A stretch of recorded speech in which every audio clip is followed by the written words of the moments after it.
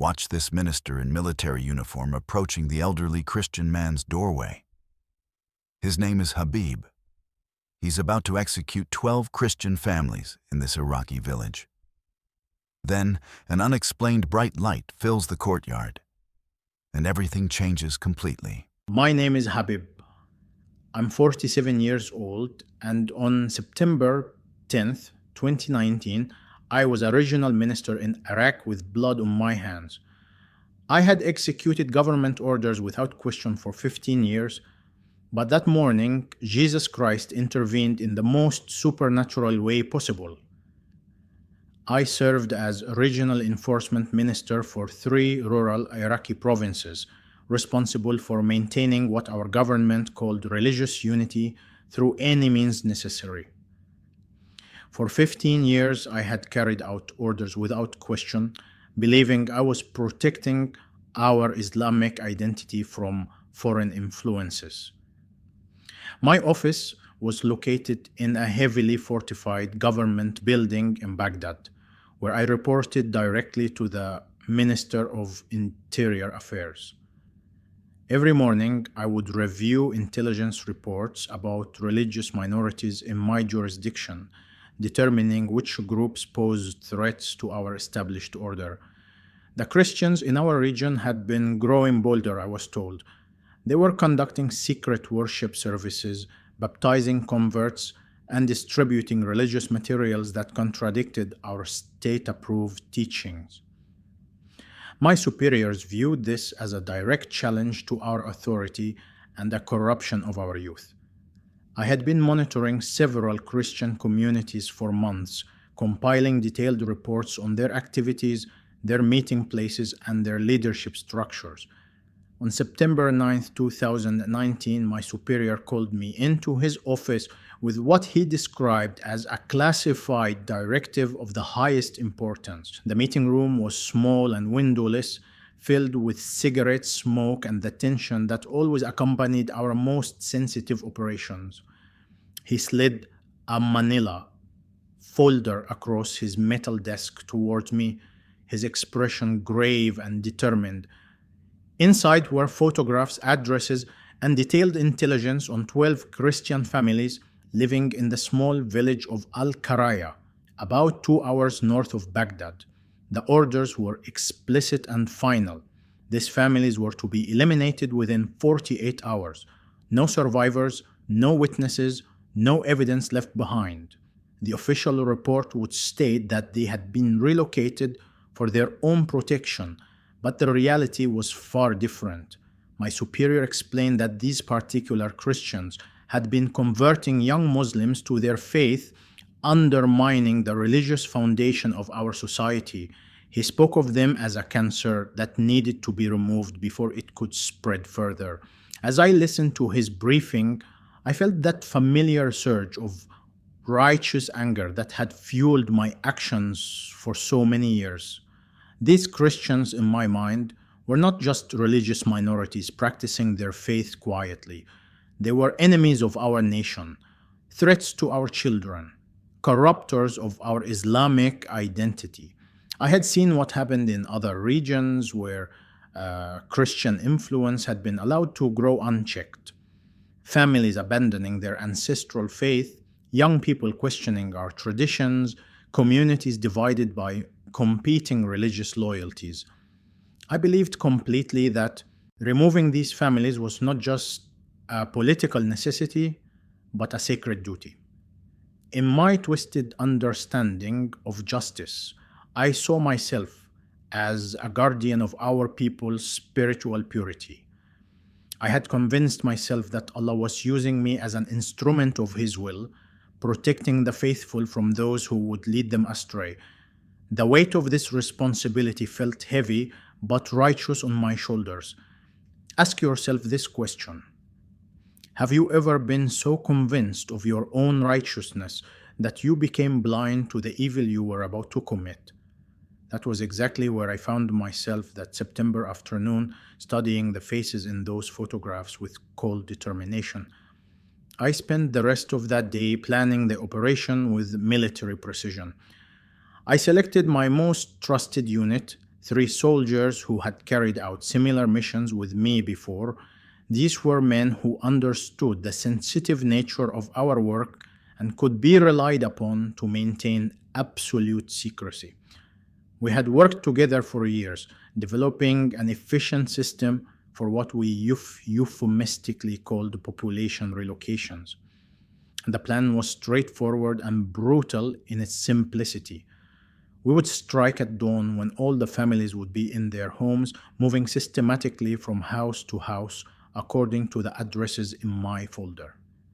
Each soldier had been assigned specific targets to ensure no one escaped. We would use silenced weapons to avoid alerting neighboring families until it was too late for anyone to flee or call for help. I reviewed the village layout on satellite maps, identifying escape routes and potential hiding places. Al-Qaria was isolated, surrounded by desert on 3 sides and accessible by only one main road. The houses were clustered together in the traditional Iraqi village style, making it easy to control the entire area with just 4 men. The nearest government outpost was 30 kilometers away, ensuring we would have plenty of time to complete our work and establish our cover story. That evening, I prepared my weapons with the same methodical care I had shown for 15 years.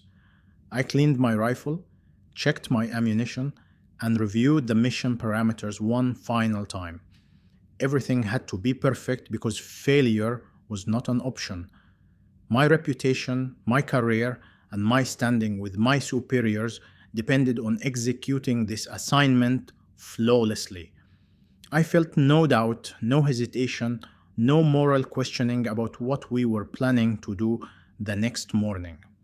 In my hardened heart, I had categorized these Christian families as legitimate military targets in our ongoing struggle to preserve our national identity.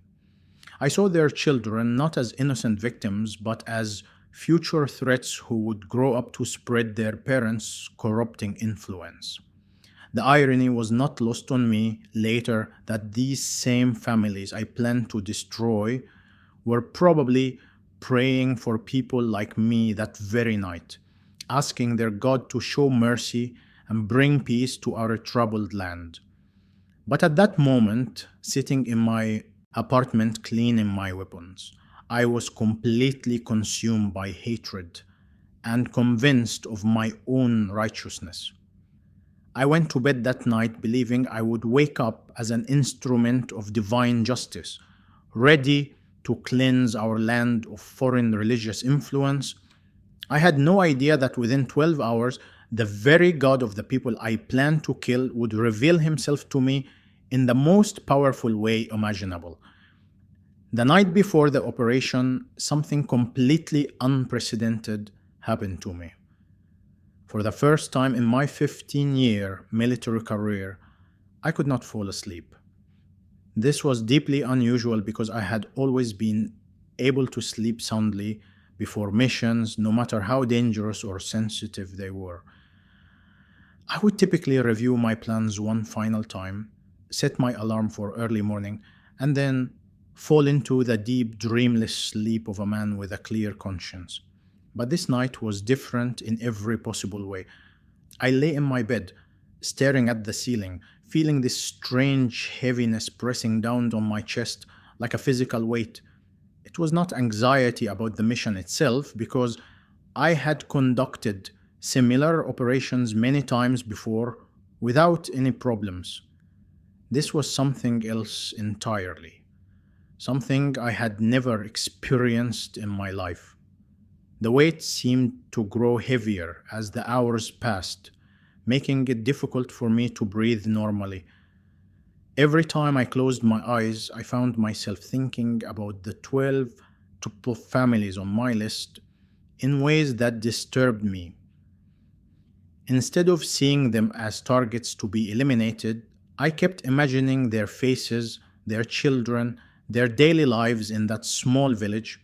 I tried to push these thoughts away by reminding myself of their crimes against our religious order, but the images persisted, with unusual clarity and detail. I kept thinking about the intelligence reports I had read describing their morning routines.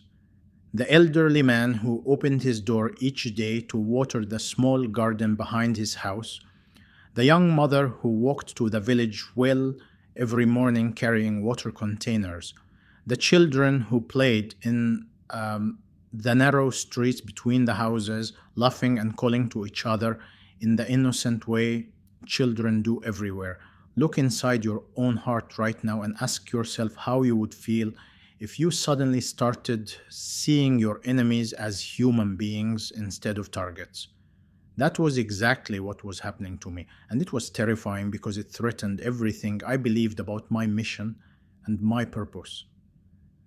I got up several times during the night to review my mission folder, hoping that studying the intelligence reports would restore my sense of righteous purpose. But each time I looked at the photographs of the families, I felt that mysterious weight in my chest grow even heavier. The faces staring back at me from those surveillance photos seemed more human and vulnerable than they had during my initial briefing. Around 2 a.m., I decided to get some fresh air, thinking that perhaps the stuffiness of my apartment was contributing to my restlessness. I stepped out onto my balcony and looked up at the clear night sky filled with the stars. In our Iraqi tradition, we often sought guidance from Allah under the open heavens, but that night those stars seemed cold and distant, offering no comfort or clarity. I tried to pray using the familiar Arabic phrases I had recited thousands of times before, asking Allah to strengthen my resolve and guide my actions in the morning. But the words felt hollow and meaningless as they left my lips. Instead of feeling the usual sense of divine approval for my mission, I felt nothing but that persistent heaviness and a growing sense that something was terribly wrong. The strangest part was that I could not identify any logical reason for my hesitation. The mission parameters were clear, the intelligence was solid, my team was prepared, and my orders came from the highest levels of authority. Everything was exactly as it should be for a successful operation, yet something deep inside me was rebelling against the entire plan in ways I could not understand or control. I returned to my bedroom and attempted to sleep again, but my mind kept racing with questions I had never asked before. What if these Christian families were not the threat we believed them to be? What if their worship services and religious activities were simply expressions of personal faith rather than political rebellion? What if the young people who attended their meetings were seeking spiritual truth rather than plotting against our government? These thoughts were dangerous and treasonous by the standards of my position, but I found myself unable to stop thinking them. I had spent my entire career accepting intelligence reports without question, trusting that my superiors understood threats better than I did. But lying there in the darkness, I began to wonder if perhaps we had been wrong about these particular families. At 4 a.m., I finally gave up trying to sleep and began my pre-mission preparations. I showered, dressed in my military uniform, and gathered my equipment with the mechanical precision that had become second nature over the years. But even as I performed these familiar routines, that unexplained heaviness in my chest continued to grow stronger and more oppressive. I met my 3 soldiers at our designated rendezvous point at 5 a.m. sharp. They were men I had worked with for years, professionals who trusted my judgment completely and had never questioned my orders. As we loaded our weapons and reviewed the mission timeline one final time, they seemed focused and ready for action. None of them appeared to notice my internal struggle or the doubt that was eating away at my confidence. We drove toward Al-Qariya in complete silence, following our standard protocol for sensitive operations. The roads were empty at that early hour, and the landscape around us was peaceful and quiet. But instead of feeling the usual sense of calm determination that preceded my missions, I felt increasingly agitated and uncertain with every kilometer we traveled. When we finally reached the outskirts of the village and parked our vehicle, I could see the small houses clustered together in the morning twilight. Thin streams of smoke were beginning to rise from a few chimneys as families started their daily routines. The scene looked utterly peaceful and innocent, nothing like the dangerous Christian stronghold described in our intelligence reports. As we walked through the narrow streets toward our first target, I checked my weapon one final time and looked at my soldiers. They were ready and waiting for my signal to begin. The first house was just ahead, and I could see the small wooden cross mounted beside the door.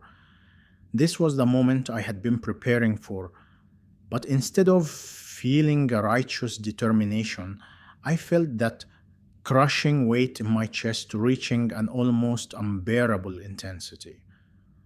I approached the elderly man's doorway with my weapon ready, trying to summon the cold resolve that had carried me through so many previous operations.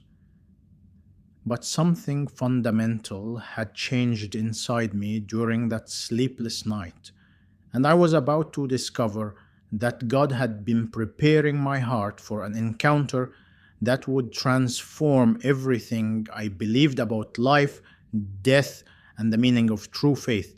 The moment I knocked on that wooden door, marked with a small cross, my heart was pounding in a way I had never experienced before any mission. I could hear movement inside the house, the soft shuffling of footsteps approaching the entrance. My three soldiers positioned themselves behind me according to our standard formation, their weapons ready but concealed from immediate view. Everything was proceeding exactly as we had planned, yet that mysterious weight in my chest had become almost suffocating. When the door slowly opened, I found myself face to face with an elderly man who appeared to be in his 70s.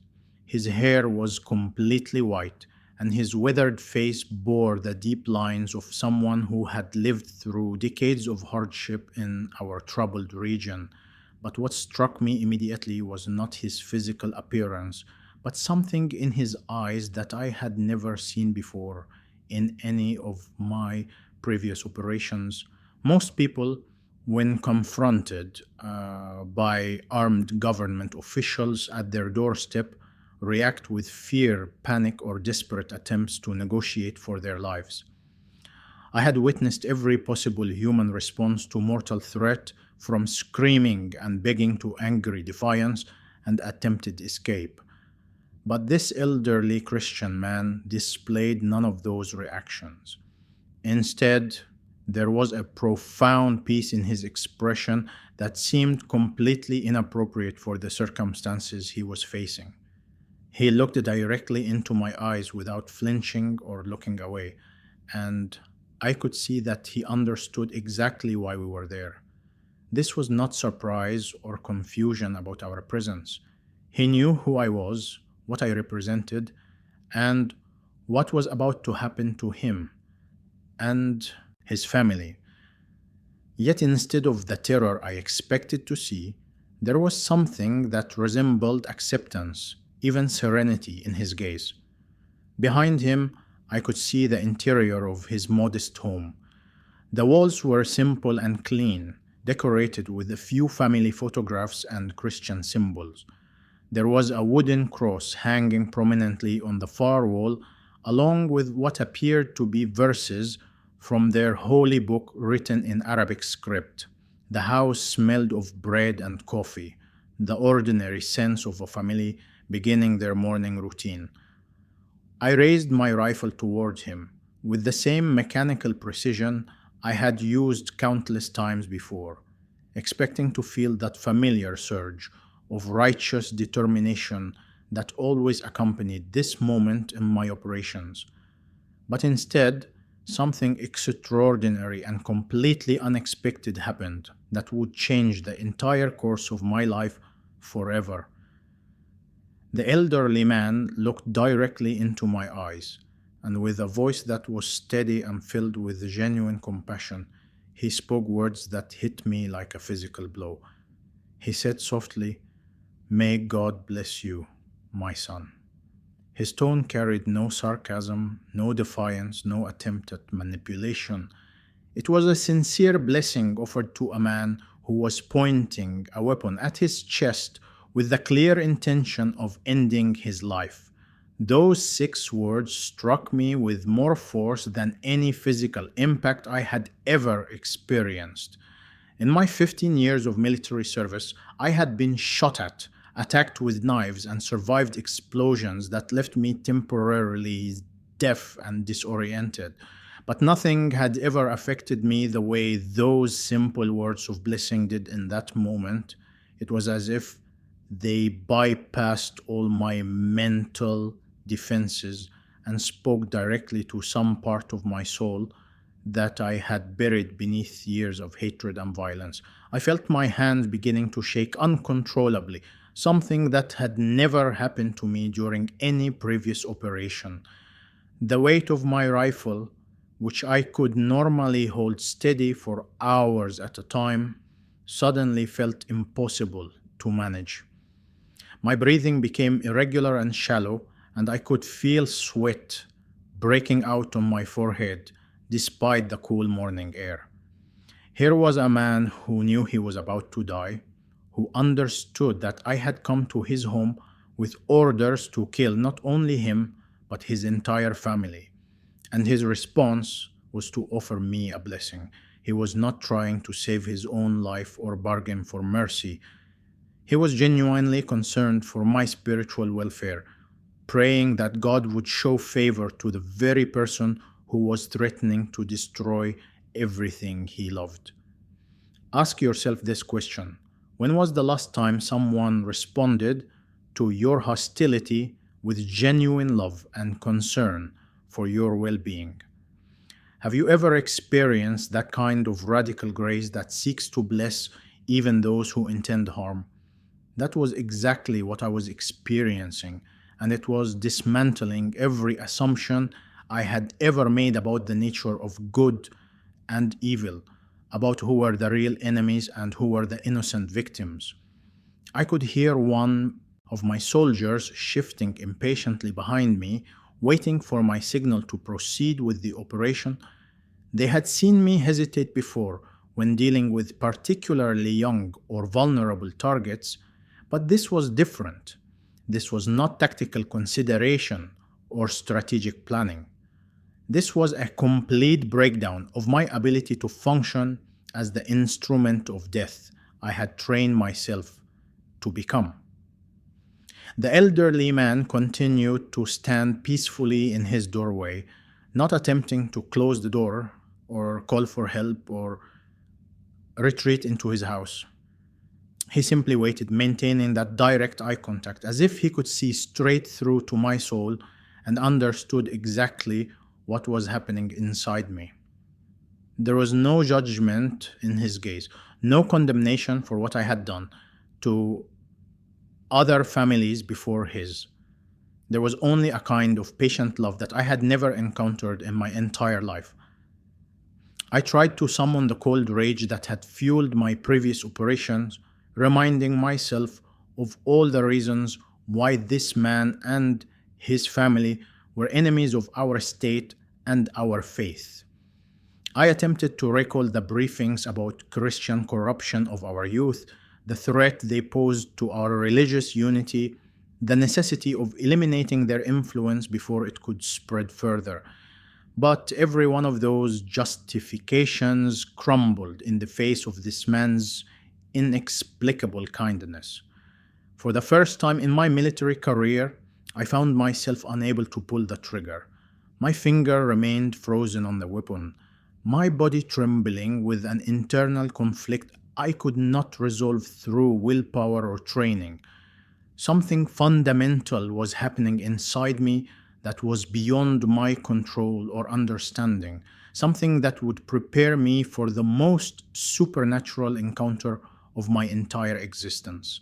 The moment stretched on in silence, with my soldiers waiting for orders, the elderly Christian man standing peacefully in his doorway, and me caught between two completely different understandings of reality. I had no idea that I was about to witness the power of God in a way that would transform everything I believed about life, death, justice, and the true meaning of divine love. As I stood there trembling with my weapon pointed at this peaceful elderly man, something happened that defied every law of physics and nature that I understood.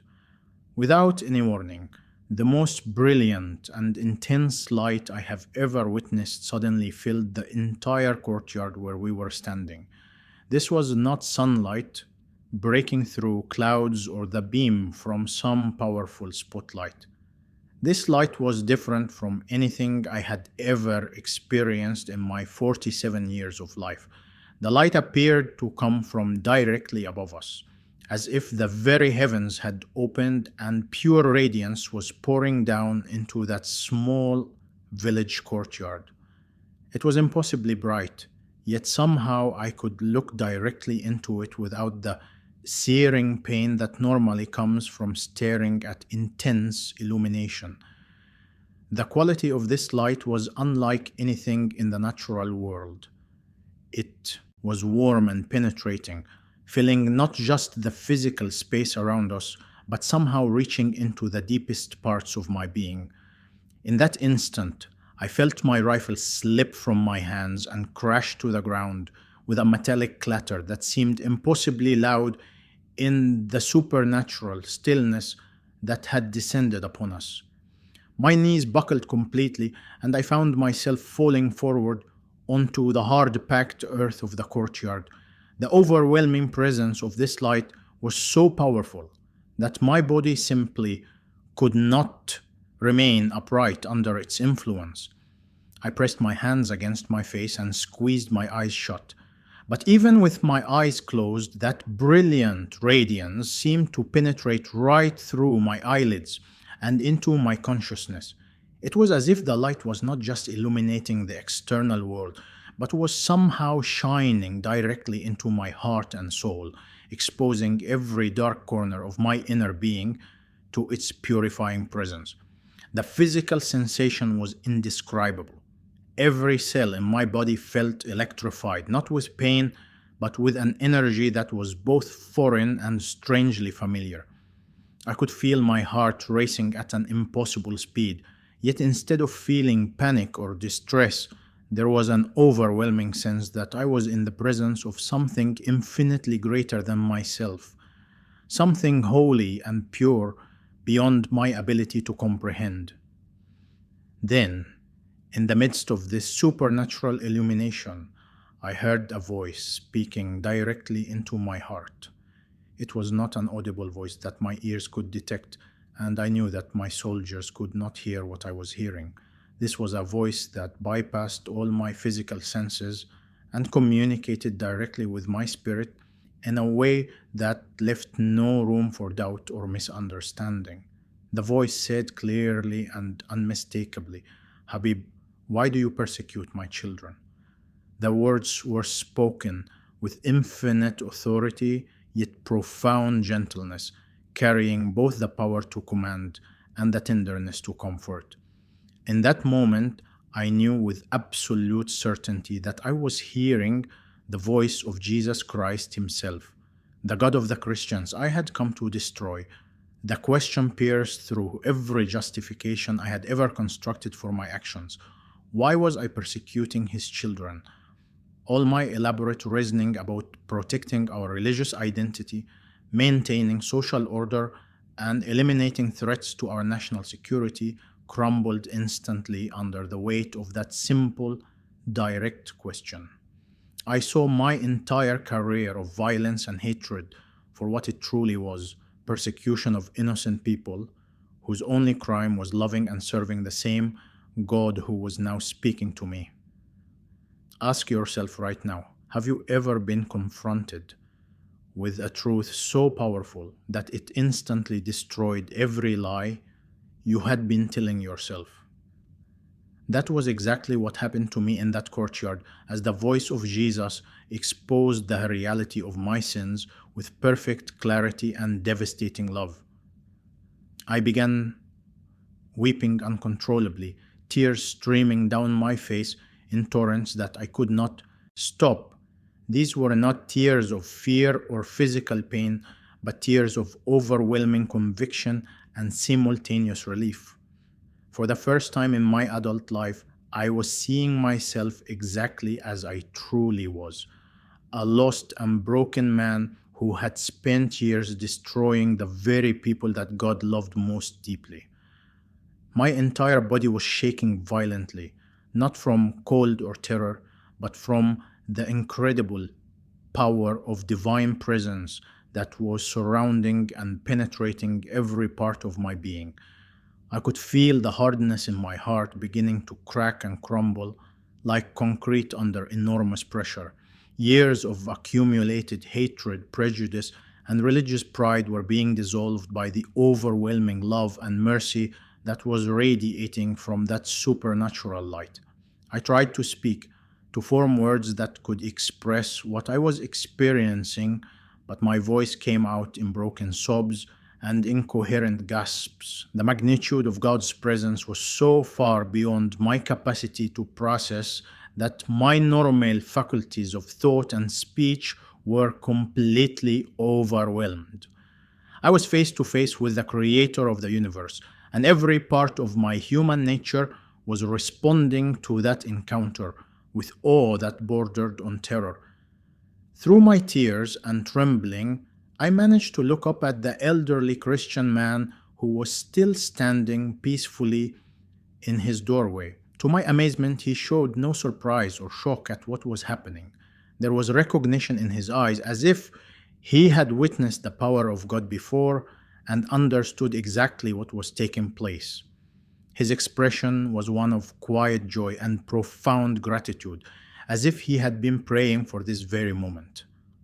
I realized that while I was experiencing this supernatural encounter for the first time, this man had been living in a relationship with this same God for years, perhaps decades. He knew the voice I was hearing, he recognized the light that was transforming me, and he understood the love that was breaking down every barrier in my heart. What was revolutionary and earth-shattering for me was familiar and precious to him. In that moment of clarity, I understood that I had been completely wrong about everything. These Christians were not enemies of God, they were His beloved children. They were not threats to be eliminated, they were treasures to be protected. I had been fighting against the very God I claimed to serve, persecuting the people He loved most, and destroying the lives He had created and redeemed. The weight of this realization was crushing and liberating at the same time. I was overwhelmed by the magnitude of my sins and the countless innocent lives I had destroyed in my ignorance and pride.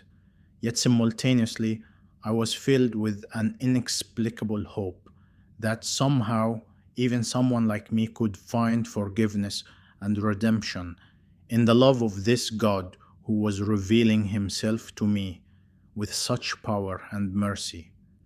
I looked up at the elderly man through my tears and managed to whisper the first words of repentance I had ever spoken in my life. "Forgive me," I said, my voice breaking with emotion. "I came here to kill you, but your God has shown me mercy instead."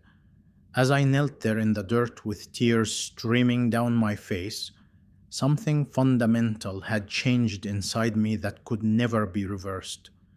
The supernatural light began to fade gradually, but the transformation it had worked in my heart was permanent and complete. I stood up slowly, my legs still trembling from the encounter, and looked at my three soldiers who were staring at me with expressions of complete bewilderment and growing concern. Without hesitation, I reached down and gathered all my weapons from where they had fallen during my collapse. I removed my sidearm from its holster, my tactical knife from its sheath, and every piece of military equipment that could be used to harm these innocent families. With deliberate movements that felt like acts of worship, I threw everything down in a pile at the feet of the elderly Christian man. I turned to face my soldiers and spoke words that I knew would end my military career forever. "We are leaving this place immediately," I announced with a voice that was steady despite the emotional upheaval I had just experienced. "No one in this village will be harmed today or any other day. This operation is terminated." The confusion on their faces was absolute and understandable. These were men who had followed my orders without question for years, who trusted my judgment completely, and who had never seen me abandon a mission regardless of the circumstances. They knew that disobeying direct orders from our superiors carried severe consequences, potentially including court martial and execution for treason. My senior sergeant stepped forward and spoke in a low, urgent voice. "Sir, what are you doing? We have our orders. Command is expecting confirmation of mission completion within the hour."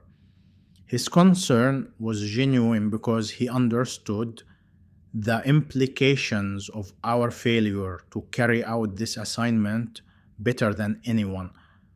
I looked at each of them individually, these men who had served loyally under my command through countless dangerous operations. They deserved an explanation, but how could I possibly describe what had just happened to me? How could I tell them that I had encountered the living God and been completely transformed by His love and mercy? They would think I had suffered some kind of mental breakdown or nervous collapse under pressure.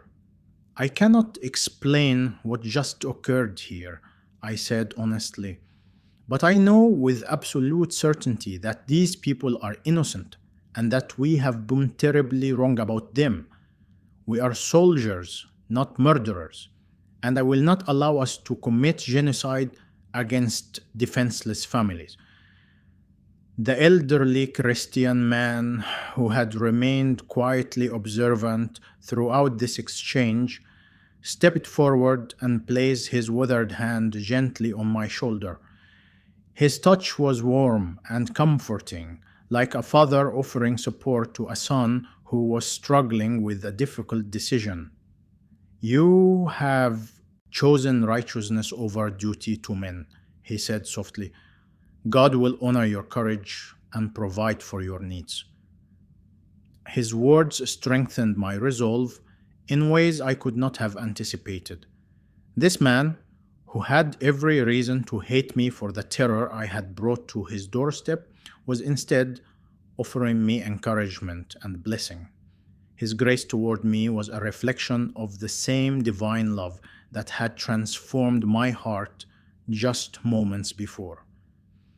I made the most difficult command decision of my entire military career. "Load all our equipment and return to base immediately," I ordered my soldiers. "I will handle the consequences with our superiors personally. You are to tell them that the mission was completed as ordered and that all targets were neutralized." This was a direct lie, and we all knew it. But it was also the only way to protect both the Christian families and my soldiers from the deadly consequences of our disobedience. I was willing to sacrifice my career, my reputation, and potentially my life to prevent the massacre that our government had ordered. During the 2-hour drive back to Baghdad, I sat in complete silence while my soldiers discussed among themselves what they had witnessed. They had seen the brilliant light. They had observed my dramatic change in behavior, And they knew that something extraordinary had occurred that defied rational explanation. But they were professional soldiers trained to follow orders and ask few questions about operations above their security clearance. Look inside your own heart right now and ask yourself this question. Have you ever had to choose between what you knew was right and what you were being pressured to do by authority figures in your life? That was exactly the position I found myself in. And for the first time in my career, I chose righteousness over institutional loyalty.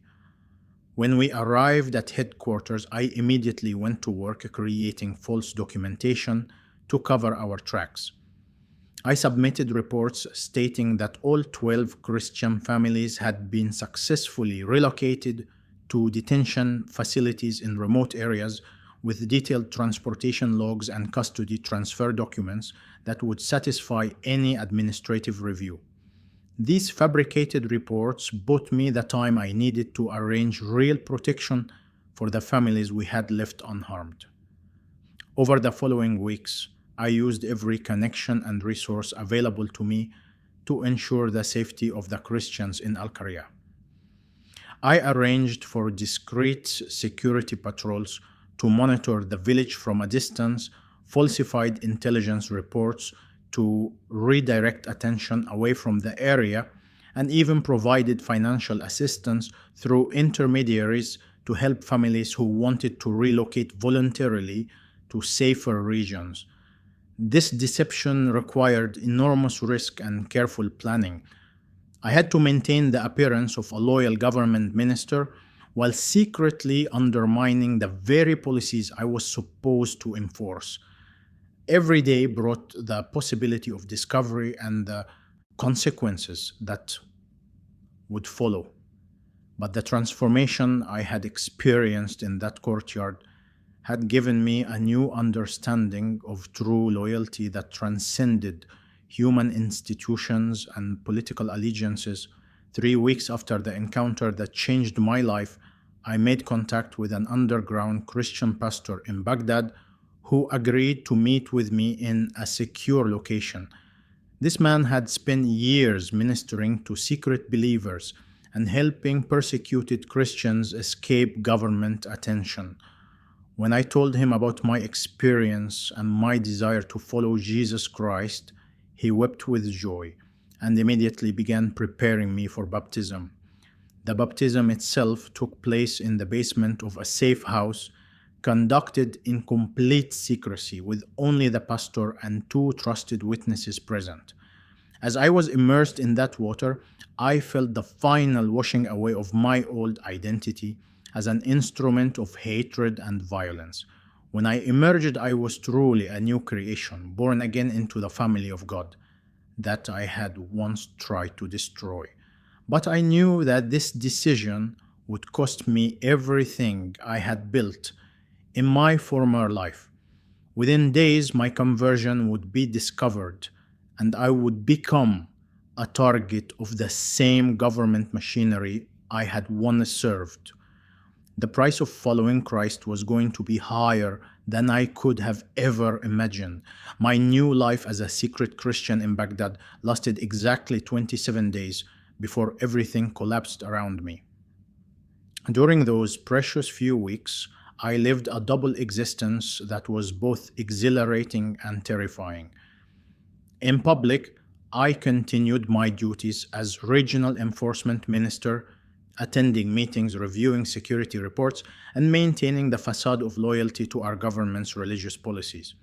But privately, I was studying the Bible with desperate hunger, learning about the Jesus who had revealed himself to me in that village courtyard.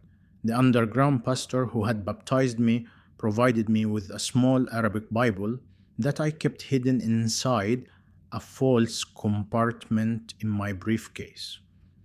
Every night after my official duties ended, I would lock myself in my apartment and read for hours about the life and teachings of Christ.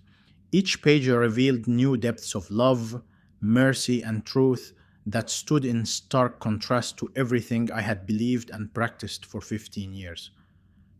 I was particularly drawn to the stories of other men who had encountered Jesus and been transformed instantly.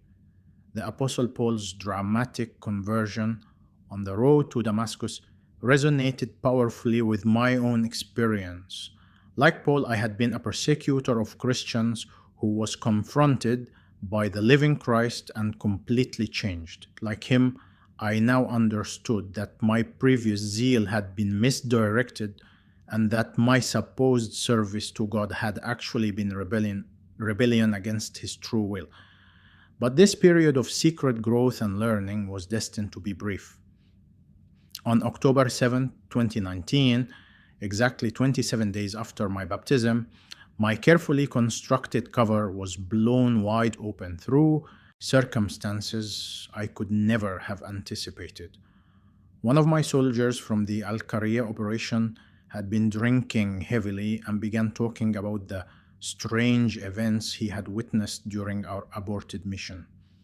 Word reached my superiors that there were inconsistencies in my mission report and questions about what had actually happened in the village that morning. An internal investigation was launched immediately, and within hours, surveillance teams were monitoring my movements and communications. By evening, they had discovered my contact with the underground Christian network and my participation in secret worship services. The confrontation came at dawn, just as it had in Al-Qaria, but this time I was the target. Armed security forces surrounded my apartment building and demanded my immediate surrender. I knew that resistance was futile and would only endanger other innocent people, so I submitted peacefully to arrest. As they placed handcuffs on my wrists, I felt a strange sense of peace rather than fear or despair. During the initial interrogation, my former colleagues could not understand how someone of my position and background could have betrayed everything we represented. The questioning went on for days, with investigators trying to determine if I had been compromised by foreign intelligence services or if this was simply a case of psychological breakdown under operational stress. I told them the truth about my supernatural encounter with Jesus Christ, but of course they dismissed this as evidence of mental instability rather than genuine spiritual transformation. In their worldview, there was no room for divine intervention or miraculous conversion experiences. They were looking for rational explanations for what they saw as treason and betrayal of duty. The charges against me were severe and carried the death penalty.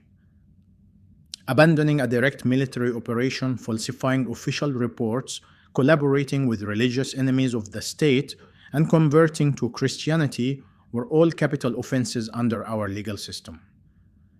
My former friends and colleagues testified against me, providing evidence of my recent behavioral changes and suspicious activities. But something remarkable happened during my trial that I had not expected. Several of the Christian families from Al-Qaria somehow learned about my situation and began praying for me regularly. Through the underground network, I received messages of support and encouragement from people whose lives I had once planned to end. Their forgiveness and love sustained me through the darkest moments of imprisonment and legal proceedings. Look inside your own heart right now and consider this question. Could you forgive someone who had come to kill you and your family? Could you show love and support to a former enemy who had repented and turned to Christ? That was exactly what these incredible Christian families did for me, and their grace was a living demonstration of the gospel message that had transformed my life. My legal situation became increasingly desperate as the evidence against me mounted and political pressure increased for a swift execution. But God had other plans for my life that became clear through a series of miraculous circumstances.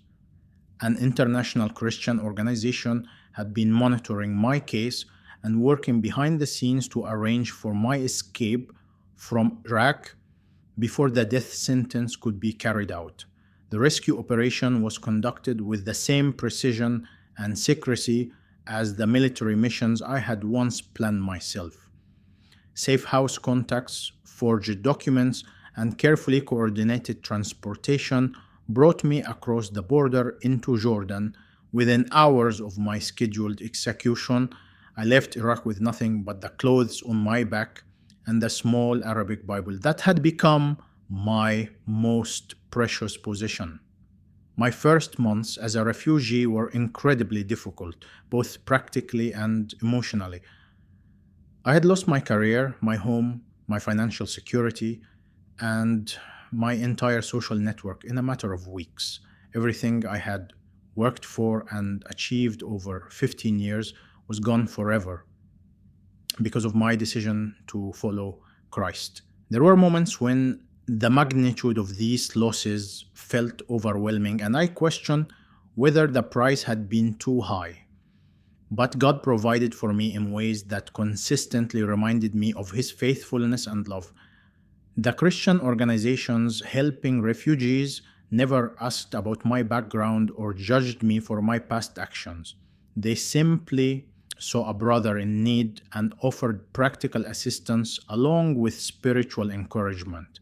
Through their ministry, I received food, shelter, and eventually opportunities for meaningful work. Today, I work directly with these same organizations, using my knowledge of government operations and military tactics to help other persecuted Christians escape dangerous situations.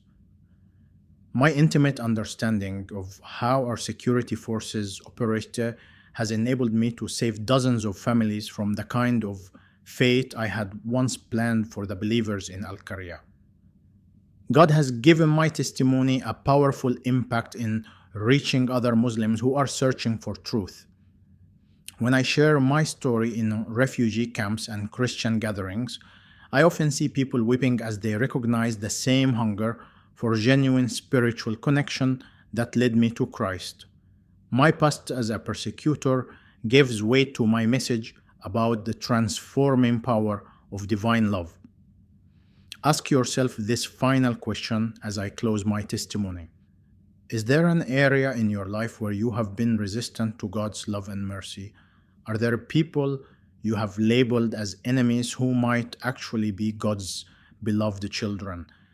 If Jesus Christ can transform a man who was planning to execute Christian families into someone who now serves and protects them, He can certainly change any heart that is willing to surrender to His love. I want to pray with you right now, just as that elderly Christian man's blessing changed my life forever in that village. Courtyard. Your past does not define your future when you surrender it completely to Jesus Christ. He's waiting to show you the same mercy and grace that rescued me from darkness and gave me a purpose worth living and dying for.